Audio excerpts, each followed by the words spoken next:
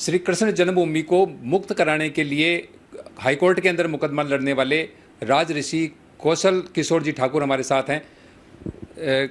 महाराज जी, आप जो ये मुकदमा लड़ रहे हैं, किस आधार पर लड़ रहे हैं? पहले तो ये बताइए, आपका मतलब उससे वृंदावन जो कृष्ण की जो जन्मभूमि है, उससे आपका या आपके अखाड़े का या आपके आश्रम का संबंध क्या है? देखिए, मैं सनातनी हूँ और राजऋषि होने के नाते सबसे बड़ा संबंध तो हमारा ईश्वर से है। और ईश्वर से संबंध होने के नाते ये प्रमाणित है कि भगवान के सारे अस्तित्व स्थल जो भी हैं उससे हमारा सीधा सीधा संबंध है। और मैं तो भगवान के उसी वंश से हूँ, जिस चंद्र वंश में उनका अवतार ग्रहण किया उन्होंने, मैं उसी वंश से हूँ, इसलिए तो मेरा तो सीधा सीधा संबंध है उस लड़ाई से। अच्छा महाराज जी, हाई कोर्ट के अंदर तो बहुत महंगे महंगे वकील रखने पड़ते हैं, कैसे मैनेज करते हैं ये सब? देखिए, ईश्वर की प्रेरणा है, भगवान श्री कृष्ण इस युद्ध में हमारे सहायक हैं और उनकी ही सहायता से, उनकी ही प्रेरणा से मुझे इस केस को, जब हमने ट्रायल कोर्ट मथुरा में जब दायर किया था, उस समय हमारे सहयोगी वकील थे, वो भी निःशुल्क थे। तत्पश्चात हमारा जब ये केस हाई कोर्ट में पहुंचा तो हाई कोर्ट प्रयागराज में मुझे कोई वकील नहीं मिल पाया, तो भगवान श्री कृष्ण से मैंने निवेदन किया कि आप ही रास्ता दिखाइए। उनकी प्रेरणा से मुझे उसी समय, मेरी एक अधिवक्ता हैं, गुड़गांव से हैं और वो सुप्रीम कोर्ट की वरिष्ठ अधिवक्ता हैं, श्रीमती रीना एन सिंह। श्रीमती रीना एन सिंह जी ने कहा कि महाराज जी, भगवान की ये लड़ाई है और भगवान का मतलब हमारे समस्त सनातन धर्म की लड़ाई है। मैं भी सनातनी हूँ, इस नाते इस केस को मैं लड़ूंगी, आपका सहयोग करूंगी और वो भी निःशुल्क। तो उन्होंने मुझे सहयोग किया। उसके साथ में फिर धीरे धीरे मेरे साथ देवेंद्र विक्रम सिंह इलाहाबाद से, जो हाई कोर्ट प्रयागराज में जो वकील हैं, वो जुड़ गए। उनके साथ में अनिल सिंह बिसेन जी हैं, वो जुड़ गए। और हमारे एक राणा प्रताप सिंह हैं, वो जुड़ गए। ऐसे करके धीरे धीरे लगभग 25 वकीलों की टीम हमारी तैयार हो गई और वो सब के सब सनातन धर्म में मेरे सहायक हैं, इस केस के सहायक हैं, भगवान श्री कृष्ण के सहायक हैं। महाराज जी, आप ये जो मुकदमा लड़ रहे हैं, कब से लड़ रहे हैं और अभी मुकदमे की क्या मतलब स्थिति क्या है? देखिए, ये दूसरा वर्ष है इस केस को लड़ते हुए और वर्तमान में इस केस की स्थिति यहाँ तक पहुँची है कि इस दूसरे वर्ष में पिछली तारीख जो थी, 16 तारीख थी, 16 मई, इसमें हाई कोर्ट न्यायालय में जो मुस्लिम वक्फ बोर्ड है और शाही ईदगाह मस्जिद कमेटी है, इन लोगों ने हमारे वाद को निरस्त कराने के लिए ऑर्डर 7 रूल 11 का एप्लीकेशन लगाया था। ऑर्डर 7 रूल 11 में इन्होंने वाद को खारिज करने के लिए वर्शिप एक्ट और वक्फ बोर्ड के अधिनियमों को बताया कि इनके प्रावधानों के अधीन ये केस आता है, इसलिए इस सनातन संस्कृति में, इस भारत में रहते हुए पे भी ये हिंदुओं का, ये सनातनियों का केस हाई कोर्ट में नहीं चल सकता है, हमारे कोर्ट में चलेगा। अर्थात इस सनातन धर्म में, इस भारत देश में हम लोग हिंदू सनातनी कहने के लायक के अधिकारी नहीं रह गए कि हम हिंदू सनातनी कैसे हैं कि हमारा केस हमारे ही न्यायालय कोर्ट में नहीं चलेगा, उनके न्यायालय कोर्ट में चलेगा। तो इस पर अभी बहस चल रही थी। संभवतः इसी हफ्ते में वो बहस पूर्णता होने जा रही है। वाद खारिज करने के लिए, वाद की पोषणीयता के लिए जो उन्होंने एप्लीकेशन लगाया था, उसका निस्तारण हो जाएगा और ये वाद हमारा जो है पोषणीयता के दायरे में आएगा और ये चलेगा। नहीं महाराज जी, जो वक्फ बोर्ड की संपत्तियां हैं, मान लीजिए आज वो जो कृष्ण भूमि का आप विवाद कर रहे हैं, वो वक्फ बोर्ड की संपत्ति में आती है, तो वक्फ बोर्ड के लिए तो कांग्रेस सरकार ने एक अलग बनाया था कि वो तो जिसके ऊपर कह दे कि ये हमारी संपत्ति है, तो उसके बाद मुकदमा भी वही सुनेंगे। देखिए, यही तो दुर्भाग्य है हमारे देश का। हम 135 करोड़ सनातनियों ने इस भारत के निर्माण में योगदान दिया। 565 रियासतों ने मिलकर इस भारत का निर्माण किया, अखंड भारत का निर्माण किया। त्याग समर्पण हमने किया और अधिकार कौन जमाएगा? वक्फ बोर्ड। वक्फ बोर्ड के बाप की जमींदारी है यहाँ पे। वक्फ बोर्ड क्या पाकिस्तान से या फिर किसी अरब देश से लेके आया था कुछ ज़मीनें? यहाँ पे सारी सनातनियों की भूमि पे अवैध कब्जा करने के लिए विधर्मियों की सरकारें जो आईं, उन लोगों ने उनको सपोर्ट करके ऐसे कानून बनवाए, लेकिन इस कानून का औचित्य कोई भी नहीं बनता है कि वो भगवान श्री कृष्ण जन्मभूमि केस पर वक्फ बोर्ड अपना अधिकार जमाए, क्योंकि वक्फ बोर्ड प्रमाणित तौर पर मैं कोर्ट में साक्ष्य प्रस्तुत कर चुका हूं कि वो अवैध कब्जा करने वाला भूमाफिया ग्रुप है।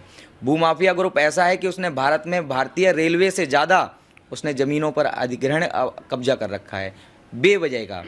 वो सब भारत के हिस्से की ज़मीन, भारतीय सनातनियों की ज़मीन है, उस पर भारत के कानून लागू होने चाहिए, ना कि पाकिस्तान और अरब देश के कानून लागू होने चाहिए। तो पाकिस्तान अरब क्या, तो मुसलमान जो है या वक्फ बोर्ड है, वो तो है तो भारत का ही, भारत के नागरिक हैं, वो कौन सी संपत्ति यहाँ से ले जाके पाकिस्तान ले जा रहे हैं? नहीं, पाकिस्तान नहीं ले जा रहे हैं, लेकिन उसका भोग तो कर रहे हैं। जो भोग सामग्री भारत देश के निवासियों के लिए थी, अब इंद्र का इंद्रासन है। निवासी तो वो भी हैं। नहीं, निवासी तो ये है कि इंद्र के इंद्रासन पे पूरे विश्व में एक अखंड अखिल विश्व ब्रह्मांड है, ब्रह्मांड के सभी निवासी हैं। फिर इंद्र के इंद्रासन पर कब्जा करने के लिए जब बलि आता है तो भगवान उसकी मदद करने के लिए इंद्र की मदद करने क्यों आते हैं? क्योंकि सबके भोग की अलग अलग व्यवस्थाएं बनाई गई। भारत की संपत्ति भारत के लोगों की, नागरिकों की थी, इन लोगों की कतई नहीं थी। मुगल लोग आए, इस्लामिक कट्टरपंथी आए, उन लोगों ने आके यहाँ पे कन्वर्जन आदि करा के यहाँ पे हम लोगों के भीतर फूट डाल के गए, हम लोगों का डाइवर्जन करा के गए। और ऐसा जो है डाइवर्जन कराया कि आज व्यवस्था ये हो गई है कि ये लोग अपना अवैध कब्जा जमाते हैं। और वक्फ बोर्ड की आपको क्या बताएं, वक्फ बोर्ड तो अवैध कब्जा किए हुए जन्मभूमि पे। भगवान श्री कृष्ण की जो महाराज जी, अवैध कब्जा ठीक है, आप जन्मभूमि की बात कर सकते हो, बाकी जो जमीनें हैं वक्फ बोर्ड के पास तो वो तो कानून के दायरे में हैं, उनको आप अवैध नहीं कह सकते। देखिए, कानून के दायरे में तो वो शाही ईदगाह कमेटी जो है, जो वक्फ बोर्ड ने अवैध कब्जा ही कर रखा है, वो भी प्रमाणित करके ये कहते हैं ये तो हमारा हक है, हमारे मुस्लिम कट्टरपंथियों ने इस पर कब्जा करके बनाया। लेकिन वास्तविकता ये है कि उनके पास में उसका एक भी डॉक्यूमेंट्स नहीं है।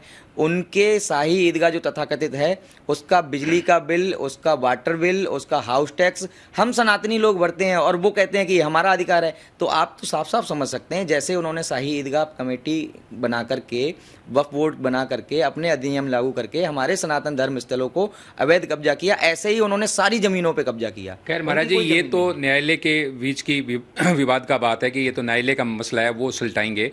अब मुझे एक बात बताइए कि आपकी अभी उम्र बहुत कम है और आपने संन्यास ग्रहण किया, कितने साल हो गए संन्यास ग्रहण किए? संन्यास ग्रहण किए हुए तो मेरी प्रस्तावना संन्यास ग्रहण करने की बहुत बचपन से थी। 96 में मेरे मुंह से ये संकल्प निकला था, जब मेरी माँ ने मुझसे कहा था कि तेरा मैं विवाह करा दूंगी। तो मैंने कहा था कि मेरे हाथ की लकीर में ऐसा। अभी इस आपको संन्यास लिए कितने टाइम हो गया? 96 की प्रस्तावना थी, लेकिन 2012 में पूर्ण रूप से मैंने व्यक्ति को धारण कर लिया, मतलब घर। तो महाराज जी 2012 में आप सन्यासी बने, अभी मतलब ये समझे 2024 12 साल चल रही है, तो ये तो टाइम है आपका साधना करने का, सिद्धियां करने का, अपने गुरु से ज्ञान लेने का। और आप जो है ना उछल करके इस मुकदमे में कूद पड़े, कहीं ये शॉर्टकट तो नहीं है प्रसिद्धि पाने का? देखिए, ये लोगों की भावनाएं हो सकती हैं, कुछ भी सोच सकते हैं, लेकिन सत्यता ये है कि धर्म की रक्षा करना ही सबसे बड़ी साधना है, इससे बड़ी कोई साधना नहीं है। मुझे तो लगता है कि आप धर्म की साधना के साथ में आप तो योगी जी को फॉलो कर रहे हो कि दूसरा योगी बनने के चक्कर में। नहीं, ऐसा नहीं है। देखिए, अगर दूसरा योगी बनने के लिए भी अगर कोई विचार आएगा भविष्य में तो ये तो भगवान की प्रेरणा होगी, लेकिन ऐसा कतई विचार नहीं है। मेरा एकमात्र लक्ष्य है सनातन धर्म की रक्षा, क्योंकि भगवान श्री कृष्ण इस धरा पे आए, भगवान श्री राम इस धरा पे आए, सनातन की धर्म की रक्षा करने के बाद में अपने शरीर को उन्होंने त्याग करके अपने परम लोक को चले गए। क्या उनका कोई लक्ष्य ऐसा था कि मुझे कोई ऐसी विरासत खड़ी करनी है? हम सन्यासी लोग हैं, हमारे आगे पीछे कोई नहीं है, मेरे कोई परिवार नहीं है, मेरा परिवार ये सनातन धर्म है। तो जो भी सोचूंगा अपने सनातन धर्म के लिए सोचूंगा, यही मेरा कर्तव्य का निर्वहन होगा। तो इसमें मेरा अपना स्वार्थ तो कोई है नहीं, मेरे समाज का स्वार्थ है, मेरे समाज के साथ मेरे राष्ट्र का स्वार्थ है, मेरे देश का स्वार्थ है, यही मेरा स्वार्थ अपना है। लेकिन इसे मैं अपना निजी व्यक्तिगत स्वार्थ नहीं कह सकता हूँ, क्योंकि राष्ट्र के समाज के जो संकल्प होते हैं वो राष्ट्र में ही निहित होते हैं, उनसे व्यक्तिगत स्वार्थ की कोई सिद्धि नहीं होती है। महाराज जी, ये तो ही आपके कृष्ण जन्मभूमि को मुक्त कराने के लिए आपके संघर्ष की दास्तान। अब मुझे ये बताइए कि इसके अलावा आप भी और भी सनातन धर्म को मतलब बचाने के लिए, या बचाने के तो क्या उसकी ये कि उसका प्रचार प्रसार के लिए, उसको संगठित करने के लिए आप कई कार्यक्रम करते हैं, तो ऐसे क्या कार्यक्रम आपके, उन पे जरा प्रकाश डालिए। देखिए, हमारा जो पीठ है सनातन धर्म रक्षा पीठ वृंदावन से संचालित है, और आगामी हम पूरे भारत में ये संदेश देने के लिए इसका प्रचार प्रसार करेंगे। हमने अभी ग्वालियर की एक टीम बनाई है, एक नोएडा की टीम बनाई है, एक गुड़गांव की टीम बनी है, और आज मैं कोटा में आया हूं, तो एक कोटा की टीम का गठन आज ही होना है। और कोटा की टीम के गठन से पूरे राजस्थान में सनातन धर्म की प्रचार और उसकी रक्षा, और विधर्मियों से हमारे समाज जो सनातन धर्म है उनको शिक्षित करने का कार्य करेंगे। समाज की जो विशेषताएं हैं, समाज की जो संस्कृति है, उसकी रक्षा का कार्य करेंगे। समाज धर्म के जो अस्तित्व स्थल हैं उन पर अगर किसी का अवैध कब्जा होता है, अतिक्रमण होता है, उनसे उनकी सुरक्षा कराएंगे। आदि हमारे कई कर्तव्य निर्वहन हैं जो हमारे सनातन धर्म रक्षा पीठ के मुख्य नियम हैं। उन नियमों को इस धरातल पे उतार के इस भारत देश में सनातन धर्म को प्रपोण करने में हम अपना योगदान देंगे, और हमारी टीम पूरी जो है वो अपना योगदान ऐसे ही आगे देती रहेगी। उसी संकल्प के साथ में हम पूरे देश में सनातन धर्म रक्षा पीठ के कार्यों का संकल्पित कराएंगे। महाराज जी, राम जन्मभूमि को मुक्त कराने के लिए सैकड़ों वर्ष लगे, मतलब सदियाँ निकल गई, तो कृष्ण जन्मभूमि को मुक्त कराने के लिए इससे पहले भी जो संघर्ष हुए होंगे, क्या लगता है आपको कि अभी यदि दोबारा जो हिंदूवादी सरकार यानी भारतीय जनता पार्टी की सरकार आती है तो क्या आप उम्मीद रखते हैं कि कृष्ण जन्मभूमि मुक्त होगी? देखिए, पूर्व में जितने संघर्ष हुए वो सब राजनीति के दायरे में रहे, और यहाँ तो हम सन्यासी हैं, साधु हैं और संत हैं। मेरे पीछे कोई ऐसा तो परिवार बंधा हुआ नहीं है कि मैं राजनीति में अखाड़े में आके ये युद्ध करूँ आके। अब कानूनी लड़ाई है और कानून पर विश्वास है, कोर्ट पर विश्वास है कि शीघ्र जो है इसमें किसी भी प्रकार की राजनीति को न मानते हुए हमारा न्यायालय हमें धर्म रक्षा के हमारे कर्तव्यों के निर्वहन को समझेगा, हमारी आस्था को समझेगा और हमारी आस्था को देखने के बाद में हमारे साक्ष्यों को समझेगा। यदि हमारे साक्ष्यों को समझने के बाद में अगर कोई राजनीति नहीं होती है तो विश्वास मानिए ज़्यादा से ज़्यादा साल या 2 साल जब कटेंगे तो भगवान श्री कृष्ण की जन्मभूमि मुक्त हो जाएगी। ये हमारे संकल्प का जो है विशेष रूप से और विजय का संकल्प होगा कि हम लोगों ने सनातन धर्म की रक्षा के लिए निस्वार्थ ये लड़ाई लड़ी, और उसका परिणाम ये आया कि धर्म रक्षा में जैसे भगवान श्री कृष्ण ने पांडवों को उनकी अवैध रूप से उनकी ज़मीन पर, उनकी राज्य पर जो कौरवों ने कब्जा किया था उसे मुक्त कराया, तो हम भी भगवान श्री कृष्ण के पथ अनुगामी बनकर उस कार्य का पूर्ण निहित कर पाए हैं। ये मेरे लिए सौभाग्य की बात होगी, मेरी टीम के लिए सौभाग्य की बात होगी। तो आप थे राजऋषि कौशल किशोर जी ठाकुर, जो कृष्ण जन्मभूमि के को मुक्त कराने के लिए संघर्ष कर रहे हैं। हाई कोर्ट के अंदर अभी मुकदमा चल रहा है, और दूसरा जो सनातन धर्म के लिए इन्होंने जो कार्यक्रम चला रहा है उसके बारे में भी आपसे विस्तृत चर्चा हुई है। जुड़े रहे हमारे साथ, हम फिर इसी तरह की शख्सियत से आपको रूबरू कराएंगे और विभिन्न विषयों को आप तक पहुंचाने की कोशिश करेंगे। धन्यवाद।